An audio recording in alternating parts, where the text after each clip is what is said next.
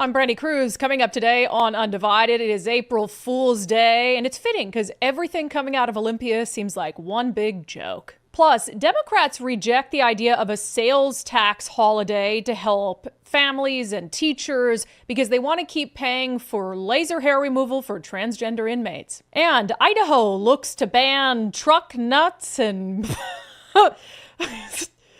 Let me try that again. Idaho looks to ban truck nuts and boy boobies. That and much more coming up today. Stop laughing on Undivided. If you'd like to become a subscriber to the show, we sure would appreciate it. We are a fan-funded show after all.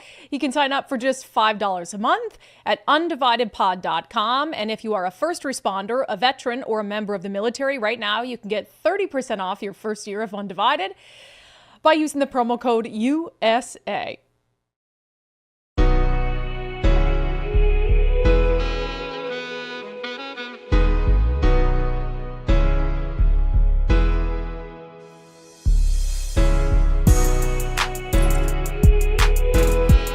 Hello, and welcome to Undivided. Thank you for being here. Thank you so much for your commitment to giving Common Sense a comeback. I'm kind of bummed because on April Fool's Day, I usually try to pull an April Fool's Day prank on you guys.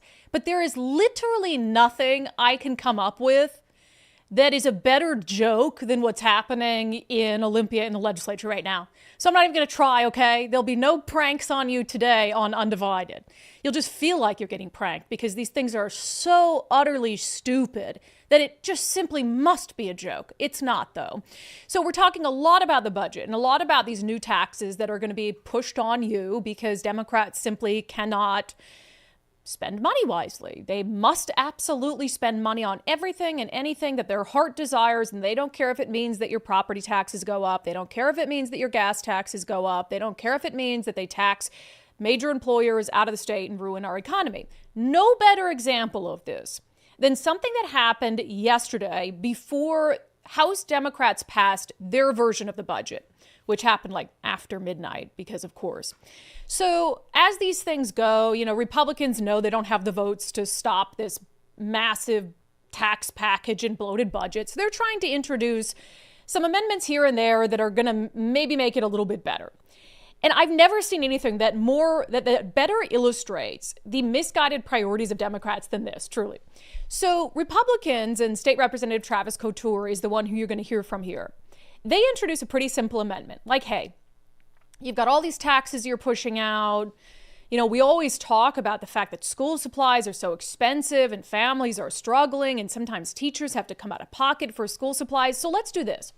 Let's just give families and, yes, even teachers, a short little sales tax holiday on school supplies in the fall. That's a great idea, right?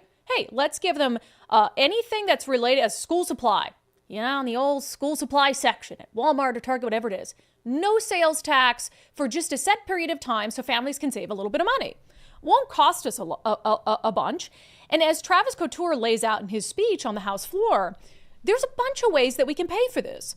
We can offset the cost of giving this little sales tax holiday by getting rid of some of these really unnecessary, completely ideologically driven line items in the state budget. Enjoy this montage I've put together of Democrats rejecting this idea. This sales tax holiday would be a great message, and in exchange, what we do is we cut this junk drawer of things that aren't helping families and teachers in our state. We heard a little bit ago that tough decisions had to be made to develop this budget. There wasn't any tough decisions actually made because there is still a junk drawer of other things, including laser hair removal for transgender inmates in our prisons. We also do fund transgender surgeries in Medicaid. I'm glad to stand up on this day of Trans Day of Visibility to speak strongly against this amendment. It pains me to hear the previous speaker say that he'd rather not fund some of these things and refer to some of the investments that we've made in the people of Washington as junk drawer investments. I know that folks are interested in eliminating DEI, and it is first and foremost an effort to erase history. to erase the contributions of those who are just like me, those who are just like the folks who are trans in our community, LGBTQ, folks who have grown up with disabilities. It is an erasure of our contribution to the fabric of this community. It is about erasure. You know what happens when you erase folks? You put them in the junk drawer. I don't need to fund a bunch of $100,000 paid pronoun police in our state universities. I would rather give a sales tax break to our families and our teachers so they could send their kids back to school. Please vote yes. They voted no. I mean, really think about that. That is Olympia in a nutshell. They are choosing laser hair removal for transgender prison inmates, public funding of trans surgeries, and what amounts to DEI pronoun police on campuses like the University of Washington. They're choosing that over helping working class people. They're choosing that over helping families pay for school supplies and helping teachers pay for school supplies. And then they want to shame Travis Couture because, of course, well, that's racist. And that's what Representative Jamila Taylor was saying. That's racist. You want to put us, black people, in the junk drawer. And then the other Democratic representative who shames him for suggesting such a thing on Trans Day of Visibility. Basically, how could you suggest getting rid of our funding for laser hair removal for transgender inmates on a day as important as Trans Day of Visibility? And it was a part of that didn't make the montage is she goes on to say, we know that these services lead to less suicide and suicidal ideation among trans youth and trans people. And Travis Couture comes back immediately and says, that's not true. That's junk science. It's been disproven, which it has. But they keep using that on the floor because that's their sort of cudgel or whatever it is. That's their trump card that, if we don't pay for these things, if we don't give transgender inmates laser hair removal so they feel more feminine, then they're going to kill themselves. And they always go back to, if we don't let kids cut their healthy breasts off, then they're going to kill themselves.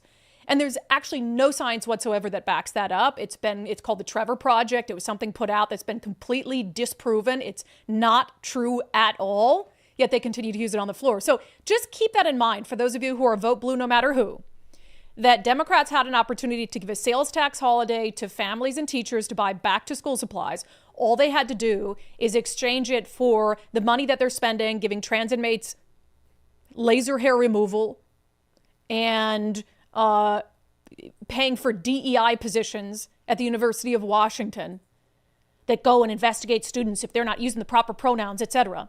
And they didn't do it. So it's just nothing sums it up. Joke's on us, because those are the people who voters sent to Olympia. All right, it gets even worse, I think. So yesterday, there was a huge, and actually this is great, there was a huge outpouring of public opposition to the bill that will increase property taxes across the state of Washington. You guys are familiar with this. If anybody's watching for the first time, right now our property tax increases are capped at 1% a year. That's the most they can go up without a vote of the people. And that was something that voters passed via initiative 20-something years ago. So it's something voters wanted. Hey, you can't just raise our property taxes at will without asking our permission. So the law that they're now trying to pass is to lift that cap without any limit. Basically, they're going to tie property tax increases to population growth and the rate of inflation. So you could have 8, 9, 10% property tax increases every year. And the impact of that is going to be obvious. So they can pay for things like laser hair removal for transgender inmates, but I digress. So the impact of that is going to be obvious. I mean, there are already people who are having a hard time living here. It's become very unaffordable because of all these things Democrats pass, even though they want to blame it on other stuff. So this is going to hurt the elderly. It's going to hurt the low income, and it's going to make home ownership completely unattainable. So I couldn't help but notice there's 43,000 people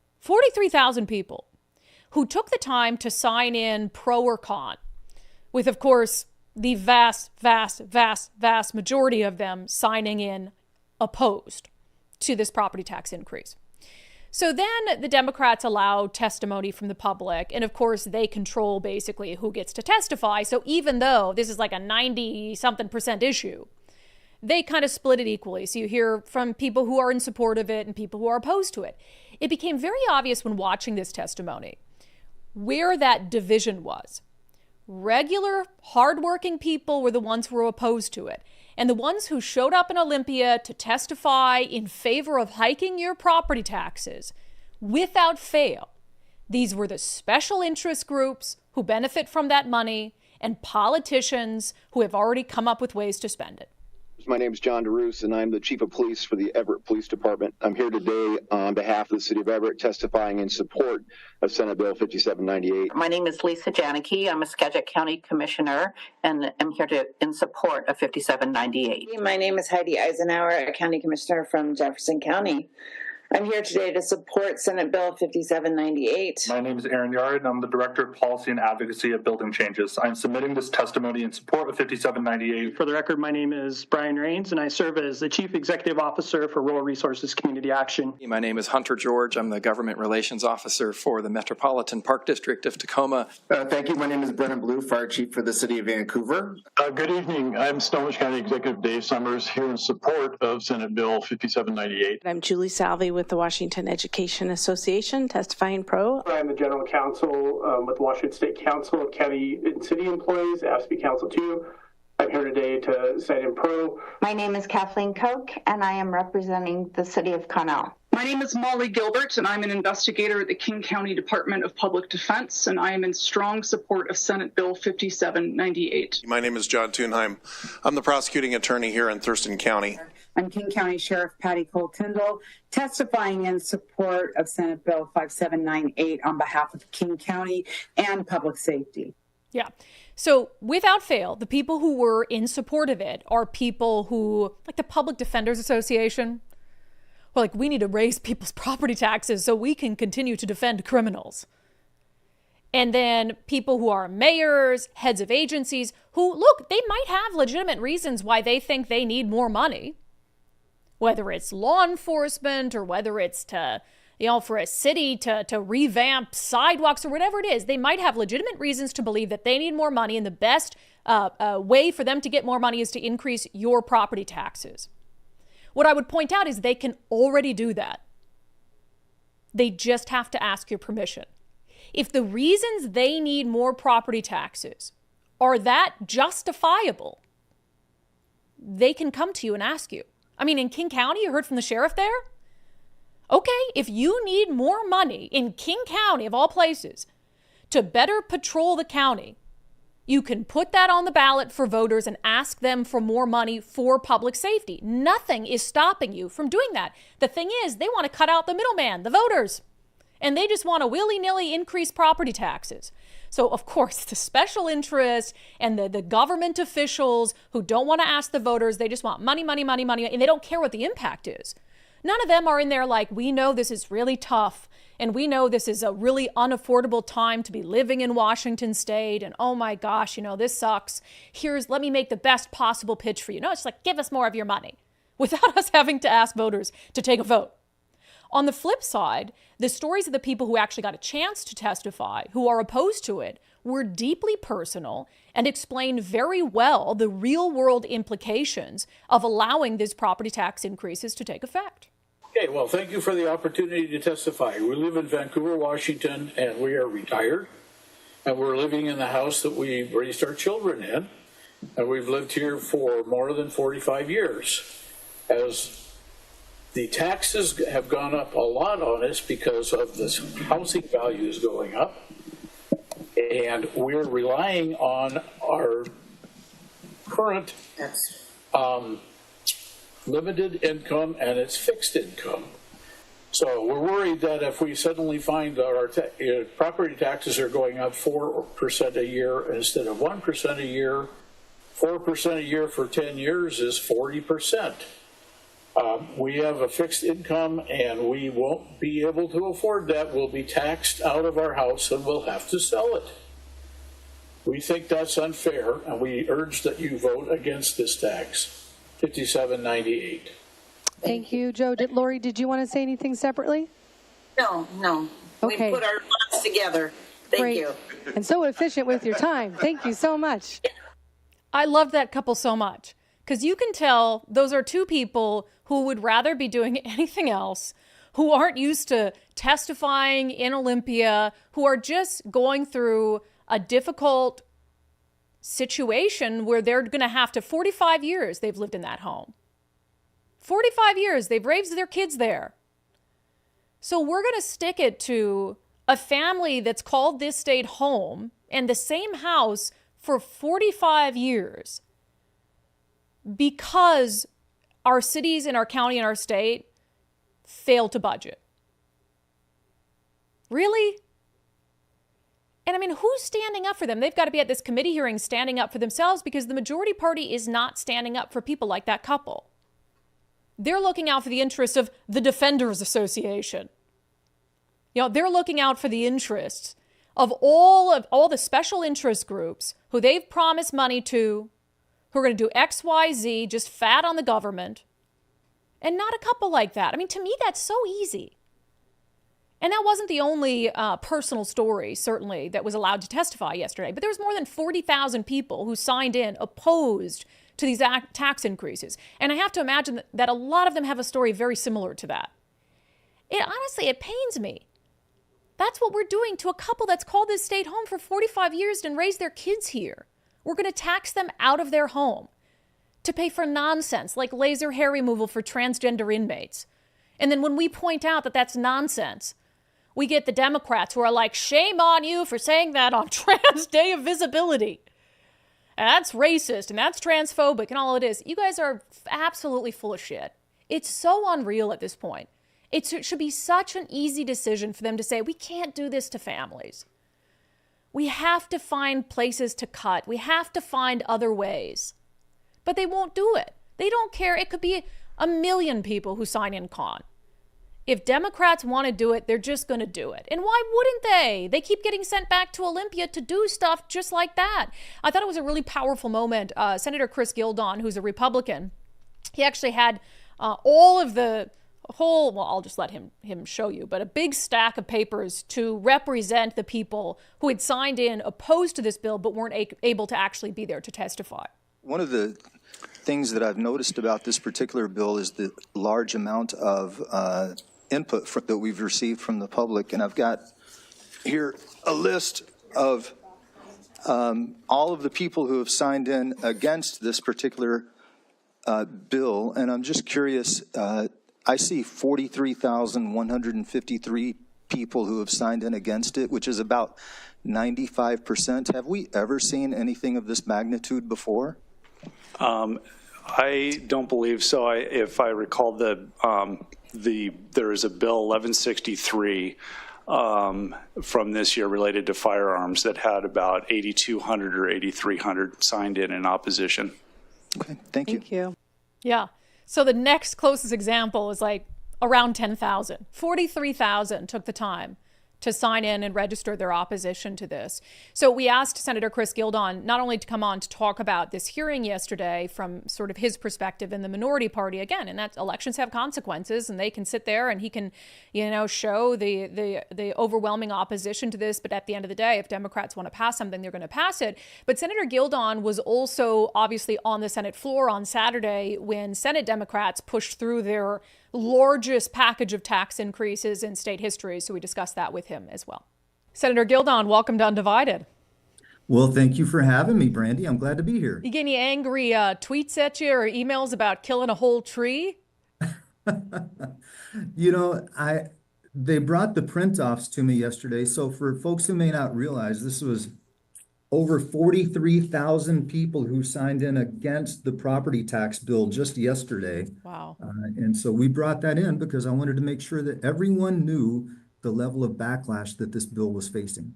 Yeah, and I think if not for that, it's not always obvious because you'll have these hearings and honestly, usually the number of people who sign in against some of these Democratic proposals far outnumbers the people who sign in favor of it, as was the case here. I mean, overwhelmingly.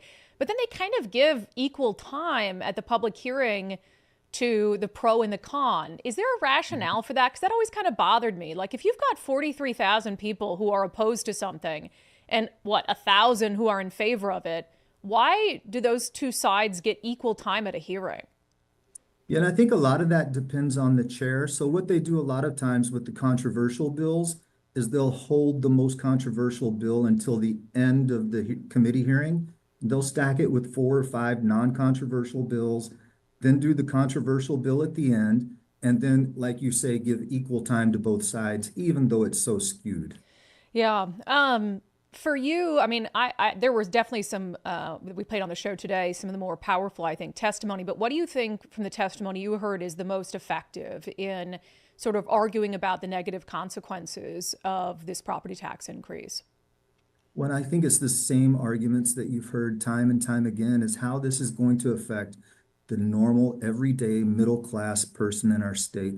I think it's very interesting to look at the Senate Democrats' proposal, because on one hand, you have people coming in saying, please support this wealth tax or this jobs tax, which is a very progressive, make the rich pay their fair share.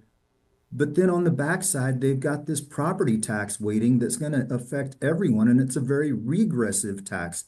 So it's just been interesting watching all of this, Brandi, because they have the push for progressive taxes, and then all of a sudden the push for regressive taxes. And then with the budget at large, you know, they have this push to raise $21 billion in new taxes, but then to reduce the sales tax by 0.5%.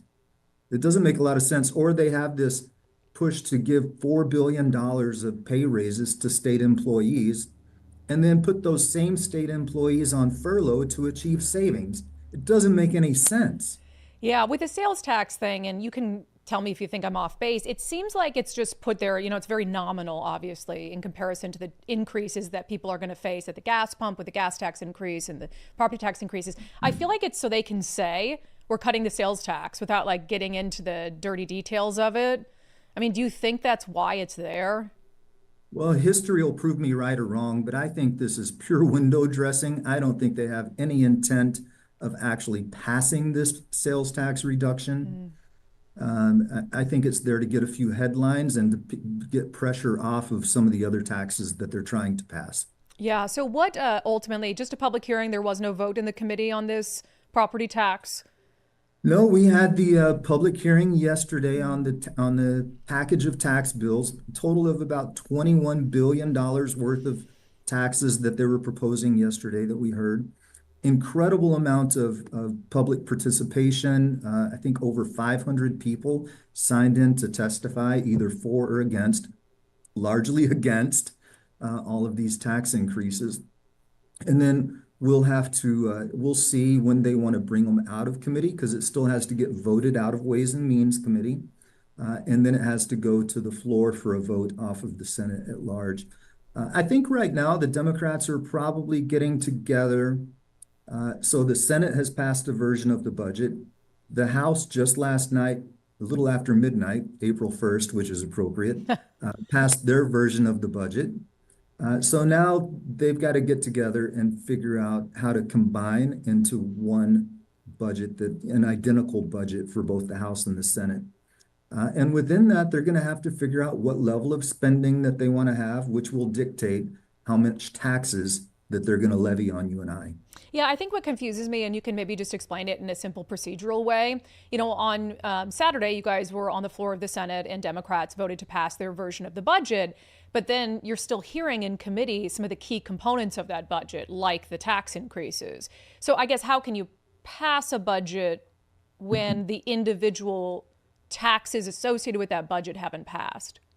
Yeah, it's crazy. So they spent the money before they actually earned it. Yeah. Right? They're doing everything backwards this year. I think the more appropriate and open, transparent way to do it is you pass the revenue before you pass the budget. I mean, you wouldn't do that in your household budget. You wouldn't go out and say, hey, I'm going to spend all of this money, and then I'm going to go figure out how to make the money for it. Then I'm going to go apply for jobs, right? I'm going to go apply for a job after I've spent the money. Yeah, I thought it was weird. Everything about this has been weird, Brandi, I've got to say. And the bad thing about it is, as you well know, and probably all of your viewers know, is Senate Republicans have offered a proposal, a sensible proposal that had no taxes, no cuts to services, and it still fully funded all of our state's needs. So We offered that as an amendment on Saturday during our budget debate. It was defeated by the majority Democrats. So this really comes down to a choice in my mind, because if they agree with everything that was in my budget proposal or not, it was proof of the concept that it can be done, right? So they don't have to agree with everything, but the concept is solid. So it comes down to a choice of values. So we have a lot of Democrats who like to say that they are in favor of affordability. Well, I've got to say, if they pass a budget that's relying on, I don't care what the number is, 10, 12, 15, $21 billion worth of new taxes, whatever it is, they can never again say that they favor affordability. And if they do come out and try to say they favor affordability after passing taxes unnecessarily on people across our state, you and I, we've got to throw the BS flag and call them out, because you cannot stand for affordability and unnecessary taxes. Two separate things. Yeah, and then you throw rent control in there, like, oh, we're worried about high rents, so we're going to do increased property taxes, rent control. It's like they choose to not see the impact that will have. Well, and nobody's talking about this, but they want to blow the cap off of the amount that your property taxes can go up every year, and then they want to put a cap on the amount that rent can go up. How do those two live over time in unison? They can't. No. One more thing I want to ask you, and I don't know to the extent that you're willing to talk about who's trying to get your ear in the wings, but I have heard that representatives from Microsoft and Amazon and other major employers have been down in Olympia trying to dissuade Democrats from the increased B&O tax and from expanding Seattle's failed payroll tax statewide. There's been quite a bit of pushback. I mean, we saw in Seattle this past week, the mayor came out and said, we've lost thousands of jobs over our payroll tax. The revenue collected from it is $47 million less than expected in 2024. So now we're in a pretty bad budget situation because that is not manifesting. So I guess given that news out of Seattle, that this has failed in Seattle, is there any willingness, you think, from Democrats and, you know, the haunting of the halls from big tech and major employers, is there any willingness from them that you've seen to back away from either of those proposals? We'll see what they do. I'm curious, you know, because we have really 4 mega taxes on the table right now. Governor Ferguson is scheduled to come out with a press conference, I think, at 1 o'clock today. I'm not sure what he's going to talk about, but if I were to guess, I think that he would come out and say that he is not in favor of the wealth tax or the jobs tax, because they're just ridiculous. Which leaves the other 2 taxes on the table are the B&O tax and the property tax. So depending on what the legislative Democrats do, you know, that's the menu of options that they have. And I'll tell you, as far as I'm concerned, some of those rich companies and the rich people, if they don't want to pay the wealth tax or the jobs tax, they're capable of defending themselves. I'm going to stand as a wall against property taxes, because that affects every single person in my district and everyone in our state, whether they're owners or renters. I will stand against the rising tide of demands for higher property taxes. And I've got to say, being in a 30-19 minority down here in Olympia, you know, there's a lot of tide and a lot of water that's moving in, and 19 Republicans, we can't stop it all on our own. So that's why it was so refreshing last night to have over 43,000 Washingtonians join us in that wall to stem the tide. And that's what it's going to take throughout the rest of the session to make a difference. And so I just want to say thank you to everyone who signed in against that property tax, because it matters. Yeah, amen. So we'll see what happens with those. I mean, we could go on and on forever, because now I'm worried if they don't pursue the business taxes, well, that blows a big hole in their budget. And I'm worried that that's going to fall even further on the middle class. So I don't know what their plan is. I guess we'll see what the governor has to say at 1. Senator Chris Gildon, we appreciate it. Hey, recycle those papers, okay? I think I'm going to put a ribbon on it and a nice little note and have it delivered to Senator Frame. So. I love that. Please do that, okay? All right. Please do that. All right. Thanks so much. Thank you.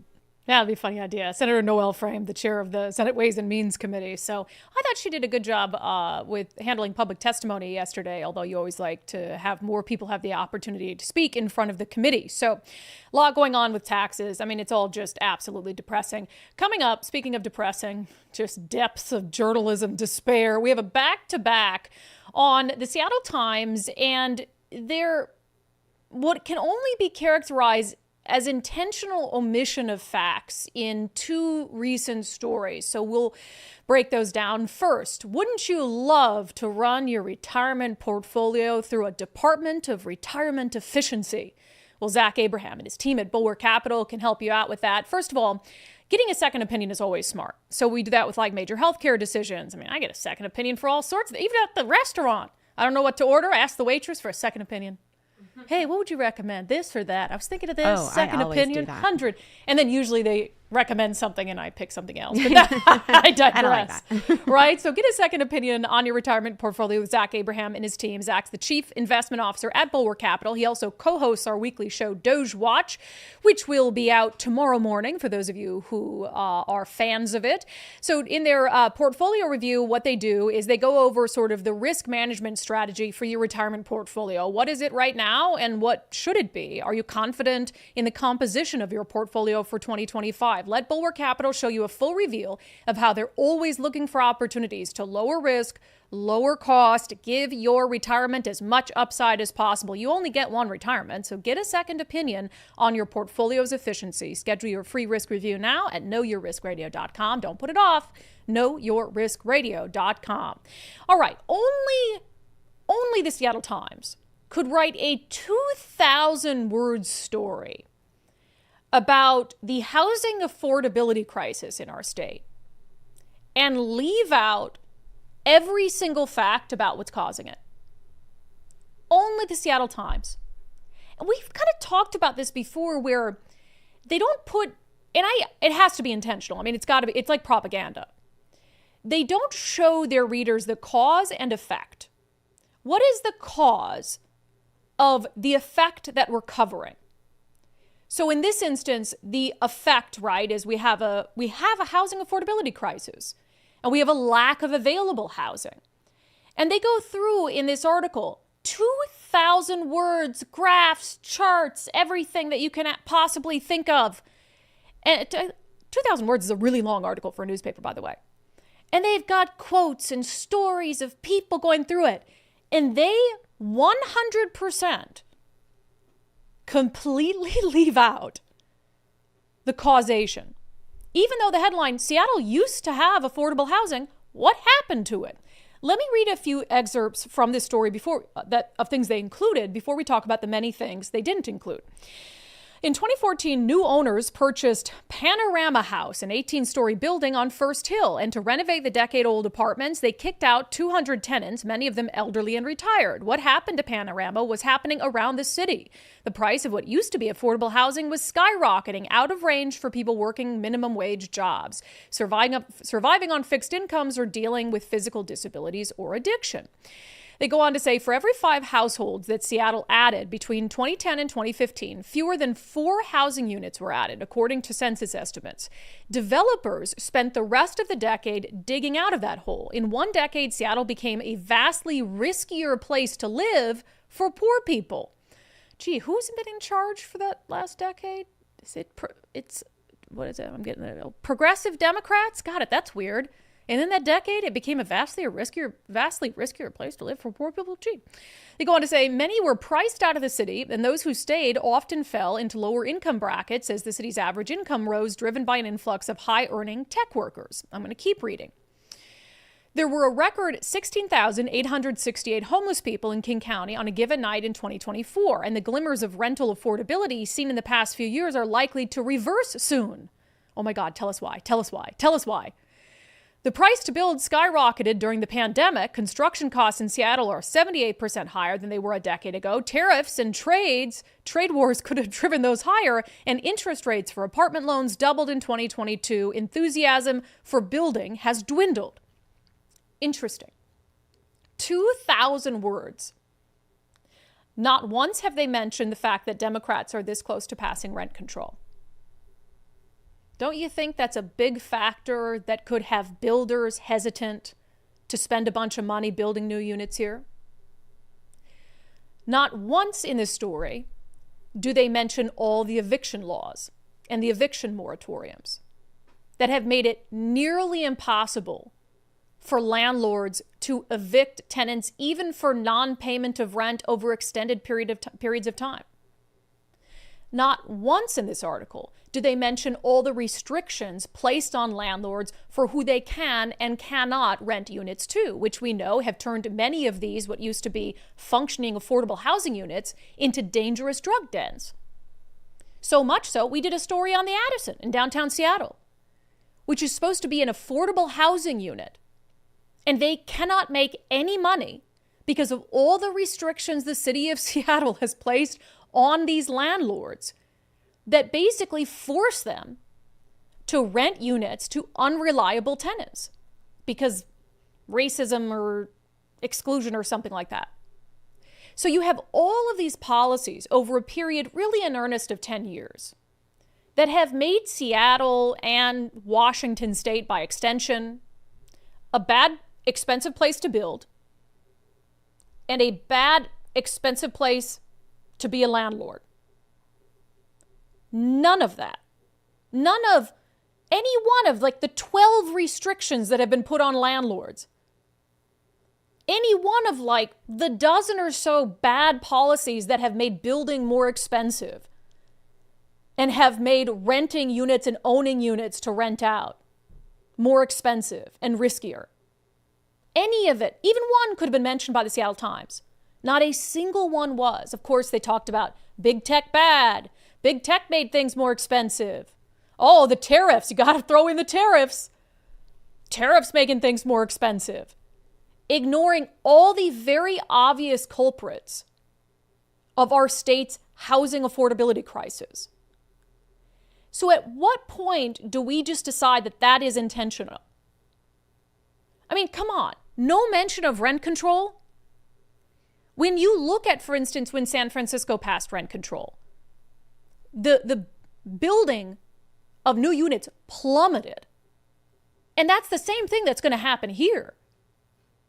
So the Seattle Times, oh, woe is me, telling all these sob stories of people who can't find an affordable place to live, all these charts and graphs and all these things. And they're not talking about even how much worse it's going to get when rent control is passed. So how is that? That has to be intentional, right? So why is it intentional? Why would they, if they care this much about this issue, if they care about the poor people and the elderly and the disabled who can't find an affordable place to live, why wouldn't they care just as much about exposing the real reasons why that's happening? The only explanation is bias. That's the only explanation. They want to blame tech. They want to blame high-paying jobs. They want to blame rich people. They want to blame greedy landlords and greedy developers who are just making sound business decisions. Yeah, probably not going to invest tens of millions of dollars in a place like Seattle in Washington State where they're about to pass rent control and where landlords really have no ability to turn a profit because in a lot of cases they're forced to let people to continue to live in their units even if they haven't been paying rent for like 2 years. I mean, those are real examples. There was the guy in Bellevue, lived in a place for more than 2 years, had enough money to pay rent, but knew he didn't have to. And taxpayers were the ones who kept bailing him out. So all of these policies have made this a really poor business investment for builders and landlords. And it's only going to get worse with rent control and increase property taxes. So you're going to drive property taxes up, and then you're going to put rent control in place. So now the cost of owning one of these buildings or even a single family home that you're renting out or a duplex or a triplex, the cost of owning it, there's no cap. Because property taxes, there's no cap on how much they can go up now. But you're going to cap rent increases? Why would anyone with a brain be a landlord? Why would any builders come here and build a $50 million skyrise with apartment units to get supply up, which of course, increasing supply and having, having the occupancy rates where they need to be is what is going to drive rents down. I mean, I don't need to explain this stuff to you, but it's so obvious, right? No one is being forced to make bad business decisions. The government can force people to do a lot of things, but they can't force developers to come in here and build units. They can't force people to buy those units and to be landlords. And it's simply not a good business decision right now to do either of those things. It's going to get much worse under rent control. It's going to get much worse under the property taxes. And the Seattle Times doesn't mention any of it. This is the newspaper of record for the state of Washington. It's like, I mentioned earlier that if you cared about those people who, because they spin these sob stories, right? And I do feel bad for people who are trying their best, who do have a job, and who can't find a place to live. Even for the middle class with 2 incomes, it's hard to afford a house in this state. I do feel bad. But if the Seattle Times really feels bad, you would want to get to the bottom of what's going on. It's the same with their coverage of homelessness, where they say like, oh, it's a housing issue. People are falling into homeless and they live in tents under bridges and shoot fentanyl between their toes because they couldn't afford rent on Capitol Hill. So the Seattle Times wants you to believe, oh, feel bad for the homeless because, oh, it's big, bad, greedy landlords and rising rents when it's a drug crisis, right? And I've always said that if you really care about the homeless, shouldn't you be exposing the real reason why there's so many homeless? And shouldn't you be pushing the government to address those root causes, like addiction and mental illness? Instead, you're giving the government a free pass on all their failures and just chalking it up to, oh, cost of living's too high. I mean, is it propaganda? I mean, is it intentional propaganda? Is it just bias? I really have a hard time with it. And I've got 2 stories on the show today about the Seattle Times doing this exact thing. And it's incredibly disappointing coming from the newspaper of record. And as I've been saying on the show, we do this weekly housing segment with the Rental Housing Association of Washington because things are getting so bad. If we don't stop rent control and the property tax increases, it's going to be bad for all of us. It's going to be bad for the city. It's going to be bad for the entire state. And landlords are just left feeling helpless or deciding, hey, I'm going to sell my unit. So if you're a small to mid-sized landlord, as I've been saying over and over, become a member of RHA because they're down in Olympia right now fighting against these policies, trying to fight to correct the misinformation being pushed out by the Seattle Times. And they're going to help you navigate this absolute cluster that we're in right now. But it's just the Seattle Times. And Seattle Times is the ones that's like, oh, don't let people like Brandi Kruse and Jonathan Cho in Olympia. Yeah, because we're the ones doing a crap job. I don't think so. In fact, in Unbelievable today, we have another Seattle Times story that we're going to dive into. First, speaking of landlords who might sell their units, if you're thinking as a landlord, rent control is coming up, property tax increases are coming up, and I've just got to get out from underneath this rental unit, I'm just going to sell it and some family can buy it and live in it, and now it's not in the rental pool anymore. Our friend Wes Jones with sellwithwes.com can help you out with that. Sellwithwes.com, a better way to sell your home. Right now is actually a really good time in the market for sellers. The issue is low inventory, not low buyer demand. So homes that do hit the market are selling quickly due to that pent-up demand and the limited options that are out there. So if you've got a home that's priced correctly, properly prepared for sale, those are the homes that are going to do the best. And Wes Jones can help you out with both of those things. He says May is going to be a really strong month of the year for real estate. So reach out to Wes Jones, sellwithwes.com, sellwithwes.com, a better way to sell your home. All right, let's talk about another botched Seattle Times story, shall we, in our segment, Unbelievable.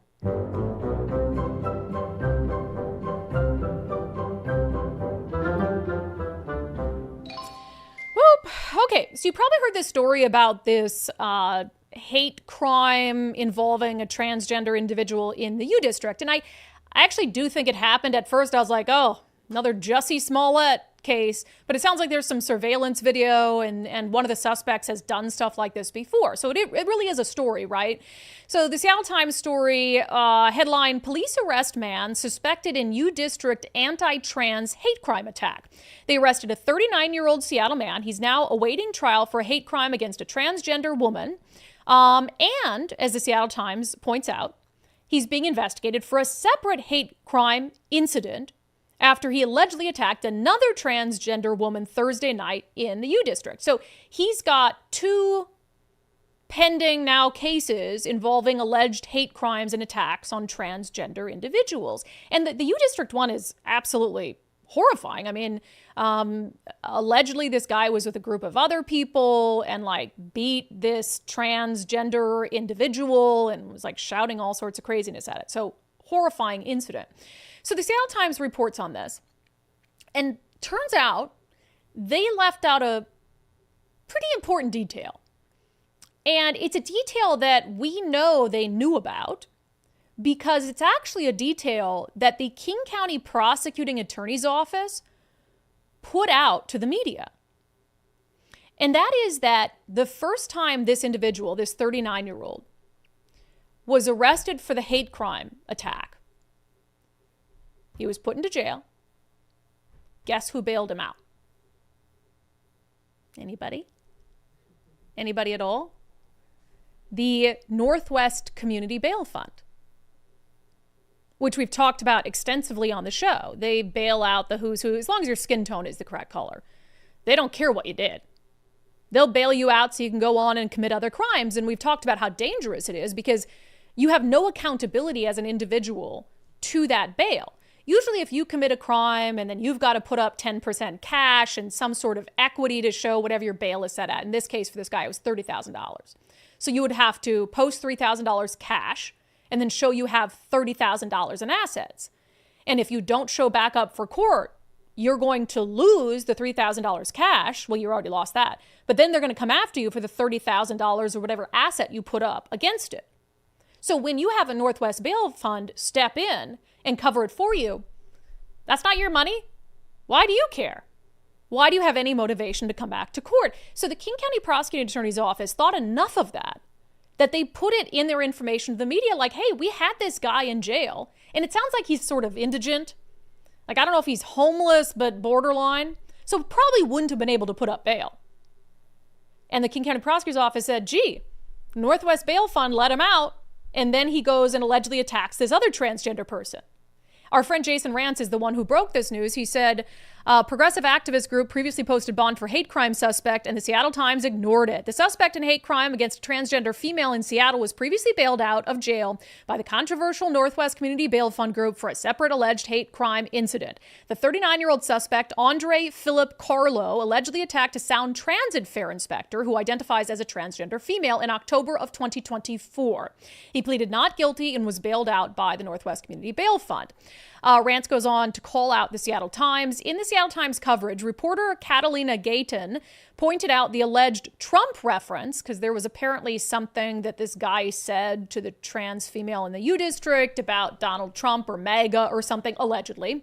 So the Seattle Times, of course, you got to include that little tidbit, right? Makes it political. But she managed to completely ignore the involvement of the Northwest Bail Fund. The Seattle Times has been notable for its support of left-wing causes, with a newsroom that is transparently biased towards Democrats. Is that why this bail detail was left out, Rance asks? Gayton did not respond to a request for comment. Again, this is something, and the Trump reference is fine. I have no issue with that. I mean, that is according to the police report, and there's some surveillance video, so I know some sort of attack happened, as hesitant as I am these days to believe the stories of people who say they were victimized by hate crimes. This guy has a history of it, so it seems like it's a legitimate incident. Did he shout something about Trump and MAGA? Very possibly so. It's absolutely a relevant detail to put in the story. But you simultaneously ignore the detail from the prosecutor's office about the fact that this guy probably would have still been in jail if not for this left-wing bail group. Again, how am I to believe that that's not intentional? It's an in-depth story. It's not like some little breaking news tidbit that's just out there and this is a developing story and we're going to update it. It's a reported out story. And they even talk about the fact that he posted $30,000 bail. So in the Seattle Times story, they mention that he bailed out after the first one and just completely leave out who bailed him out. I mean, why anyone would have a subscription, why anyone who has common sense and who's sick of the political direction of Washington State would still have a subscription to the Seattle Times is absolutely beyond me. All right, we're going to get to our daily subscriber show poll and what's happening in Idaho momentarily. First, I've encouraged you guys to take the First Mark Challenge, firstmarkinsurance.com, firstmarkinsurance.com, because you can save money and it's free to do. So free to do and you can save money. total no-brainer. I just got a great email yesterday from Daniel. He said, hello, Brandi and Nicole. Just wanted to give you another First Mark success story. We were recently notified that our home insurance was being canceled because our River's Edge lavender farm was making too much money and the farm endorsement is on our home policy. So we worked with First Mark to not only obtain new home and farm insurance, but also to take over our auto, boat, RV, umbrella, and rental policies. We were sure to let them know you referred us. I've also referred a number of my clients to them who have also obtained insurance through First Mark. Thank you. We're here to serve. Love the lavender farm. Glad we could help out the lavender farm. They're great. So I think that's great. It's also a good reminder that they do business insurance as well. We insure our studio through First Mark in case anything ever happens here. So firstmarkinsurance.com, firstmarkinsurance.com. We've heard from undivided viewers and listeners who have saved thousands of dollars a year by simply taking the First Mark Challenge. Firstmarkinsurance.com. The best part is they work for you. All right. In national news, I want to talk about something happening in Idaho. Nicole and I were discussing it before the show. It's like Washington, but opposite. Definitely, it's Washington, but opposite. Completely unnecessary. A completely unnecessary, ideologically driven law. And they attached an emergency clause to it.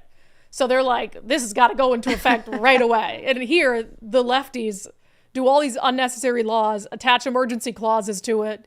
And I don't know in Idaho if it has the same effect of bypassing voter referendum. It's just interesting, though. So this from the Idaho Capital Sun. Idaho governor signs bill criminalizing public breast exposure and truck nuts. Now, truck nuts are the little, the real life. They put them on the back of the people. And when I see them, I think, okay, like that's gross. Stop. Yeah, but you can where does it end? Okay, let me read the story and then we'll discuss how I'm this not is total saying overreach. you shouldn't be able to do it, free country, but I am saying, ew, I'm not going to date you. 100%. You heard it here. Nicole will not date anybody who has truck nuts on their vehicle. That's correct. So if you were hoping for a date with Nicole, you got to take the truck nuts off. It says Idaho Governor Brad Little signed into law a bill that criminalizes the public exposure of breasts. House Bill 270 updates Idaho's indecent exposure law, which already bans public exposure of genitals, to include female breasts and male breasts altered to look like female breasts, artificial breasts, and toys or products that resemble genitals. Breastfeeding is exempt. That's good. Mm-hmm. The bill takes effect immediately through an emergency clause. Little signed the bill Wednesday, according to the governor's office. Supporters say the bill will protect decency and modernize Idaho's indecent exposure law. Opponents say it could unduly punish transgender Idahoans and males experiencing hormonal conditions that enlarge breasts. The Republican supermajority-controlled legislature widely passed the bill with support from 87 Republican state lawmakers and opposition from 14 Democratic states. It really is the opposite. Idaho is the opposite of what's happening here. So a couple things. I guess I understand, like, if you are a male and you get a breast enhancement because you want to identify as a female, I guess if it's indecent exposure for a woman to have her womanly breasts out and you paid for fake breasts, then it should be the same. Fair is fair. So I think fair is fair. One thing I'm confused by is if you're a female and you want to identify as a man and you remove your breasts, because men can have for some reason, men nipples fine, women nipples not okay. I've never really quite understood that. So would that be if it's like the cut off what used to be there? I don't know. Well, it's not specified as far as I know. So I guess unless they're just considering you a female. So it says artificial breasts or toys and products that resemble genitals are also public indecency. So the truck nuts, right? Well, that and prosthetics, I believe, is what they're also talking about. I can see that one because there's been some I went to a drag show when I was in Boston with my friend Johnny. And there was somebody who had it was like a funny drag show. It was like, why are you pointing that way? Oh, remember the prosecutor or the lawyer? Yes, in the Seattle, attorney in Seattle that had those gigantic fake. That was Sorry, like I'm what pointing it was at like. Seattle. Yeah, I was like, what are you? Who's here? Hello? Yeah, where does it end? Because you can have like the figures of the naked ladies on your mud flaps. It's a shadow. Okay. So I guess that wouldn't be as revealing. So if you had like a I suppose, yeah, if you have like an actual because it says realistic. Right. Okay. Yeah.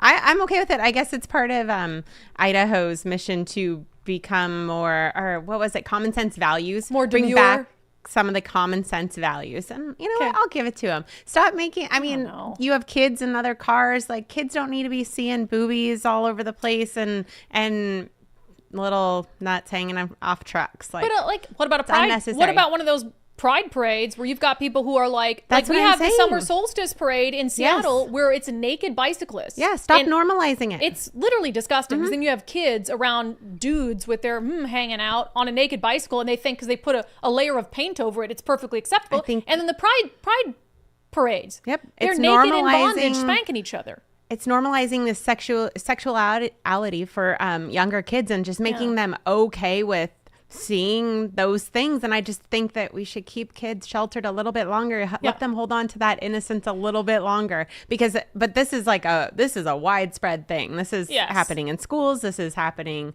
I mean, what's happening in schools? Normalizing kids to sexual things very early on. Yes. As they we're are going to talk definitely about next. trying to overly sexualize kids. It's disgusting. Yeah, and it's perverted. like kind of, okay, so the parents who bring their kids to the pride parade, you know what your kid is going to see. Yep. And that's a parental choice you've made, which I think is a really odd one and borderline maybe should be criminal to some extent. Yeah. It's perverted. what I'm talking about is like oh my God, I'm just out with my family and all of a sudden riding by is some dude naked on a bike. You know, how can that not be against the law? It's just absolutely insane. But I think that's indecent exposure. No, I don't think it is. I think in Seattle, the law Public is, nudity? and somebody might correct me, I think it has to be, it's only, indecent exposure is only a crime if you're motivated by sexual intent.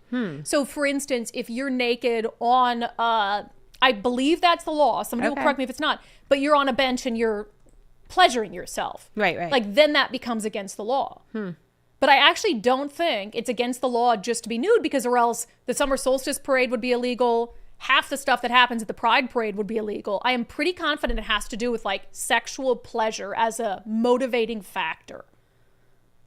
Right. So, it says anyway. Intentionally makes an open and obscene exposure. Yeah, I think it has to be combined with some sort of sexual pleasure thing. Anyway, not to. I think it's just state law. Yeah, it's weird. We'll look into it. But anyway, I agree with Idaho and bring back some decency. Can you imagine the Idaho state troopers who have to pull over the guy? Look, your truck nuts are too realistic. They gotta you just signed this law. I gotta cut the truck nuts off, and then you got the trooper over there. He's just like cutting the nuts off some guy's car. Just good.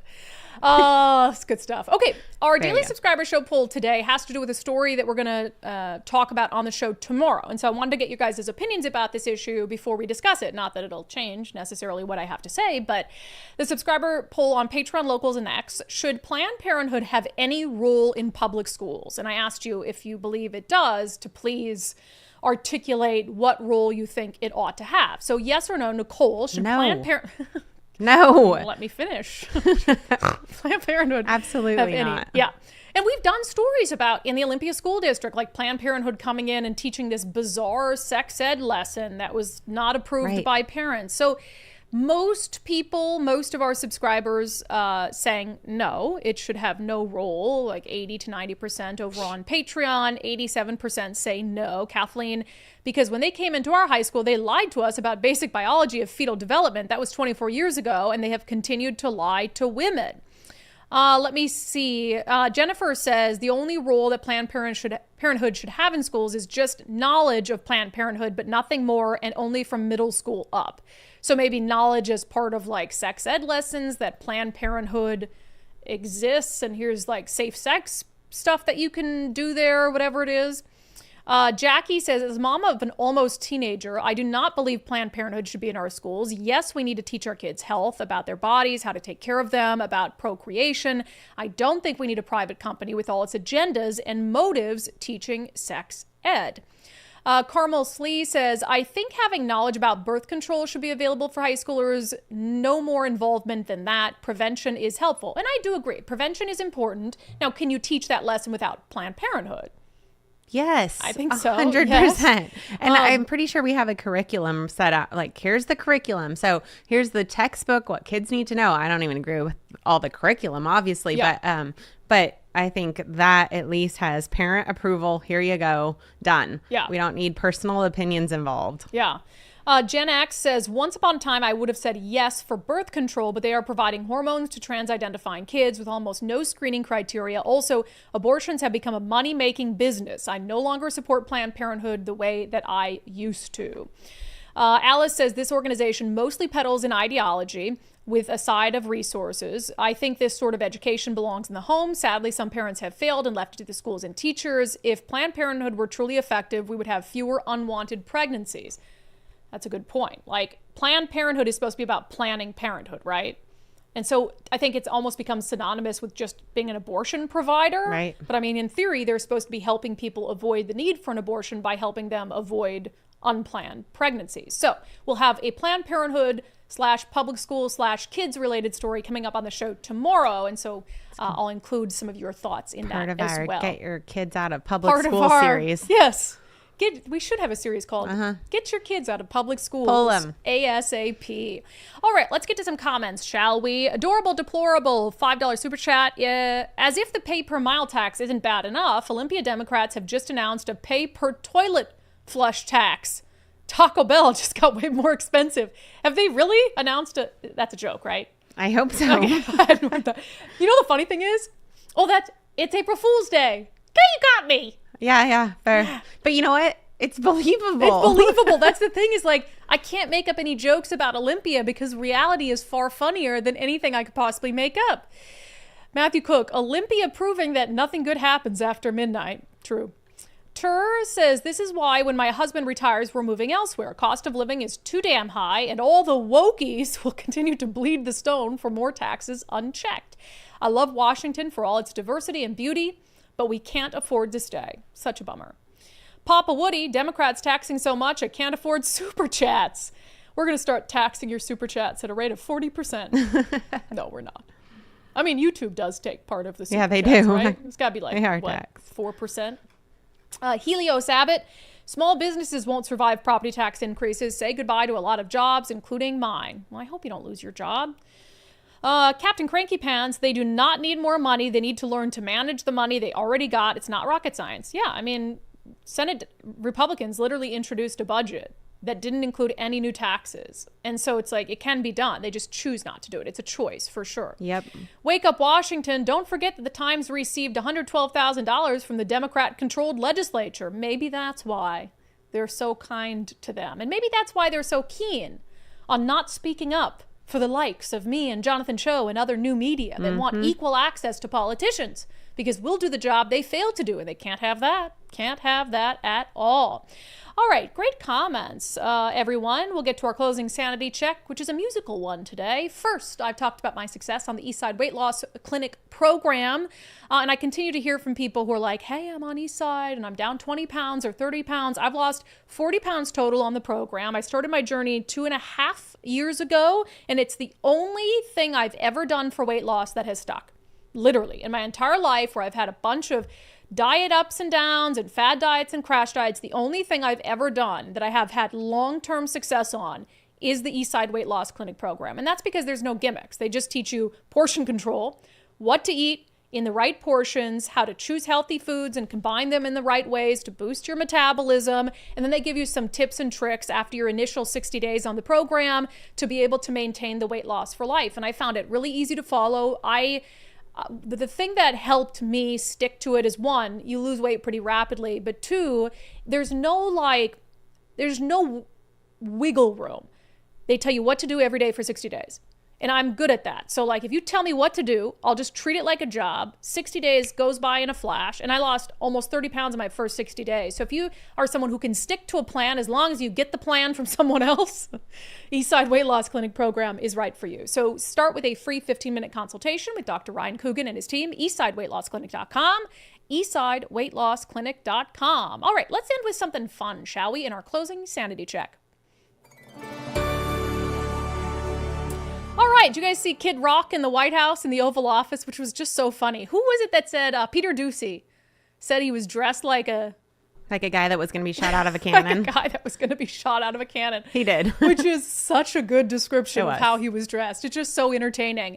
So he was in the Oval Office, and he ended up playing the FDR's piano, which is pretty cool. So it was presented in 1938 to President Franklin D. Roosevelt for the White House. It is a mahogany showcase with gilded eagles. I'm just reading a description of this fancy piano.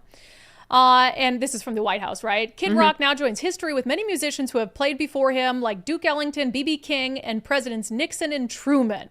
All right, so Trump invited Kid Rock into the Oval Office to sign an executive order to help curb ticket scalping, and then we got this little musical moment as well.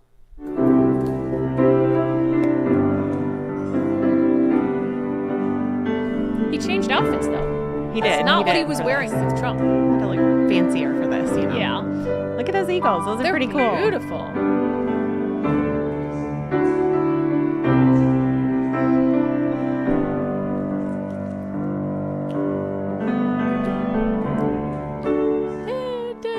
And I'm heading down west side because I want to be a cowboy. I wish you just classy. Cowboy, baby. And it's lit down in the sunshine shining. I wish you would have just busted it out. That would have been pretty That's good. what I was waiting for. That has been your Sanity Check for today. That has been today's episode of Undivided. Thank you so much for being here. Gosh, I don't even know what day it is. Tuesday? Something like that. Yeah, I do want to warn you guys. It's quite possible we don't have a show tomorrow. You'll find out tomorrow. Stay but tuned. We're working on some special projects, and we've got some filming days that are kind of in flux. And so I'll make sure I give you guys plenty of notice as to when we know, but just a heads up on that. If you have not signed up to support the show already, please do so. We're a fan-funded show. We can only do this with your support.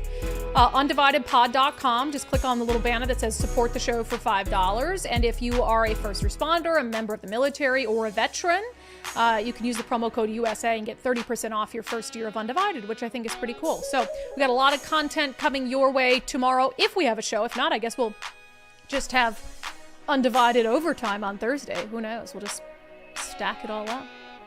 Okay. That's all I got because I have something in my throat now. I really need something to drink.